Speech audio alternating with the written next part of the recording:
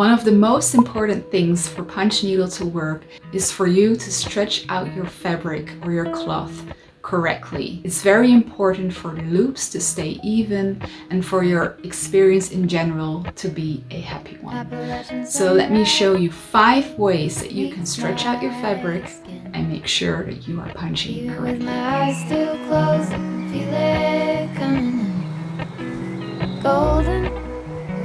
Let's start with the most obvious one, which is the embroidery hoop. They come in a lot of different qualities and it's important to use the right one. So this one is from the brand Embroidery and it's made in the UK and it's made super well with a gorgeous brass closure on it. And I'm really happy with these because they work well with punch needles, which can't be said for every embroidery hoop. A lot of them are just not sturdy enough and will give you a lot of frustration. So be sure if you punch needle with the embroidery hoop that you take the right one. The great thing about embroidery hoops is that they come in all kinds of sizes, so there's a lot to choose from. They are easy to set up. Let me show you quickly how that's done. I've shown you many times before, but to make this video complete, I'll show you again. Put it on top, then put it in the outer ring. What I do is I pay attention to the direction of the fibers in the cloth so that they are straight, and then I put over the outer ring like this. I screw it a little bit at the top, and then the important thing is to make sure it's tight, taut, and even on all sides. So just pull on it like this while pressing down the ring, and then take a screwdriver, or in my case pliers, and close it with these tools, because with your hands is not enough. Okay, once you've closed it a little bit, you can go again. And when you're satisfied with it, make sure it's closed as best as you can. And when you prepare a hoop like this, it should be ready for your punch needle project and you can punch the whole thing without having to adjust it again.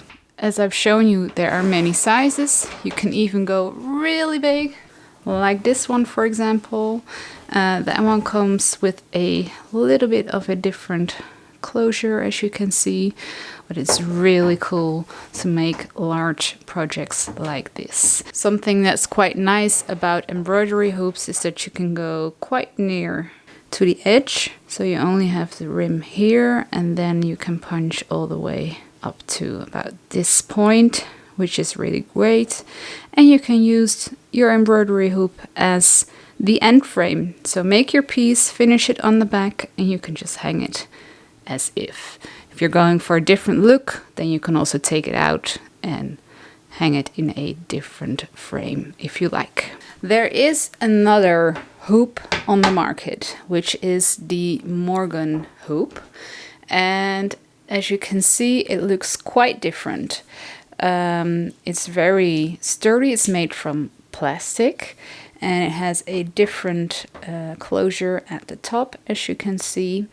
And what the big thing about this one is, it's made especially for embroidery and punch needle, so that you can make really taut fabric. And that's because there is a tongue and groove situation going on. So here we have the groove, and on the outer ring we have the tongue, and it goes inside. So that makes it a little bit sturdier than perhaps the usual embroidery hoop, and it's perfect for making pieces with embroidery. You can also prepare it in about the same way as the other one. The only difference is that you have to close it like this, and you can do it with your hand, and that's enough. You don't need pliers or anything. You can't really frame your piece afterwards in this hoop. It's not that pretty, it's plastic, it's just for punching. And it also comes in different sizes. Perhaps you don't want to work in a round or circular frame and you want to go rectangular or square. And for that you could use the snap frame. The snap frame is made out of different pieces like this, and they come in different sizes, and then you can put it together. It's very easy, just push it in place on both sides. So when you have different size pieces, you could also make a rectangular shape.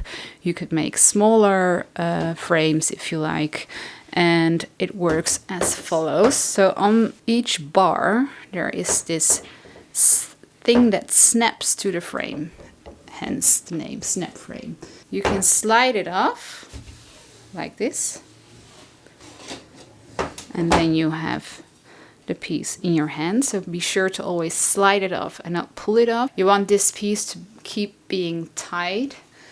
Let me quickly show you how to prepare the frame. So take off all the stretchers, then put over the cloth, make sure it's on straight and it's a little bit bigger than the inner frame. Then push down all the stretchers. So this takes a little bit of force. And then take the opposite side, make sure every bit is inside the stretcher and push it on. Then you can rotate these two bars outwards so that you stretch out the fabric. Then go on to the other two sides and do it in the exact same way. Now you can stretch out your fabric by rotating, but it's quite simple to set up. I've really enjoyed using the snap frame. It's easy, you can just set it on your lap and just punch anywhere you like. You can adjust sizes if you have different size bars, and it works pretty well. The reason I'm saying pretty well is because I've noticed that from time to time you have to pull on your fabric again to make sure that it keeps taut, so which can be a little bit annoying sometimes. Other than that, you can work quite close to the edges. You can make smaller sizes, bigger size pieces in this frame, it doesn't matter. Obviously this is not made for framing it as your end piece. This is just for during punching. It's quite accessible, it's not that expensive, so that's quite nice too. Another way to go square or rectangular is with wooden frames. You can get these at all kinds of places. You can also get stretcher bars and make one yourself. You could also take a painter's canvas and just take off the canvas and then use the frame that is inside. You can make it any size that you like, and you prepare it with some cloth by the means of staples. So first take a piece of cloth that is slightly bigger than your frame. You could use a stapler like this, which is a manual stapler, this tacker, which is a little bit more convenient. Let me show you. So what I do is I fold over the edge, because as you may know, monk's cloth, Panama cotton like this, unravels really fast, so by folding it over you eliminate that risk. Then I the other side and I punch in a staple like that. Now I go to the opposite side and then I pull on it to make sure that this becomes really tight, and then I put a staple in. Now I'm going to go to the other sides, so let me do the same thing, fold it over,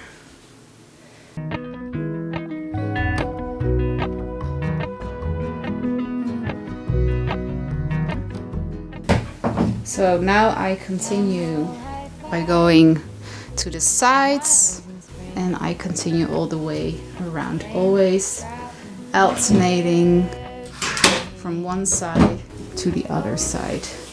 This helps you to divide the tension evenly and make sure that your fabric is not too wonky.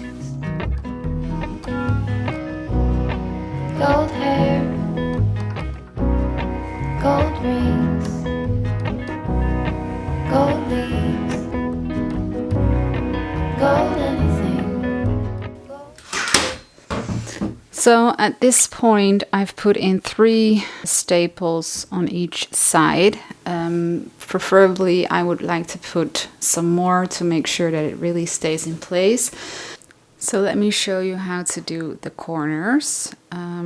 First I make sure that this part is stretched out on both sides. So I keep my fingers in the middle here, and then I stretch out to make like a little cup, I don't know, and then pull it up like that on the other side and right here. And then once you're finished, you are left with a nice looking canvas, which is pretty tight. The advantage of this is that you can work on a piece like that and then frame it immediately after, put it in a box frame. For example, I think a little bit of a disadvantage is that you are left with quite a big margin where you can't punch because the wood is here. So you can only make a piece which is this big. And well, if you like the fabric and want to keep it showing, it's no problem. But yeah, I prefer making pieces all the way to the edge and then frame it. So what you can do is make a piece like this and then just simply pop off the nails and then frame it again on a smaller frame. That's possible, of course.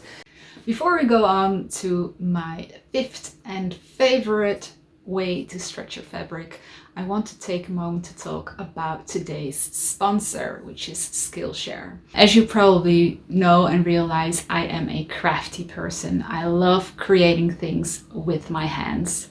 I feel like while I'm working on a piece, my head becomes clear and calm. I have time to process things that have been happening in my life. And the moment I see something that I'm creating come to life and become an actual piece of art, it's magic to me. Skillshare is a great way to get crafty. They have classes on all kinds of crafting subjects like thread art, paper crafts, fashion. There are many possibilities. Some classes that I have had my eye on are jewelry making. I would love to learn more about that. And also botanical dyeing.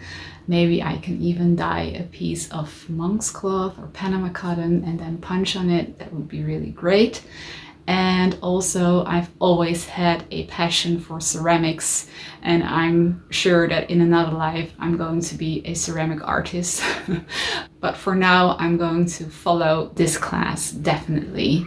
In the past I've already taken a lot of classes on painting. For example, this class by Onmar Wynn on florals, and as you can see, I've been working on that as well. So if you're also interested in learning new skills and keep being curious about what's possible with your hands, head down to the description box. The first 1,000 people to click the link in the description box will get a 1-month free trial on Skillshare. And get crafty.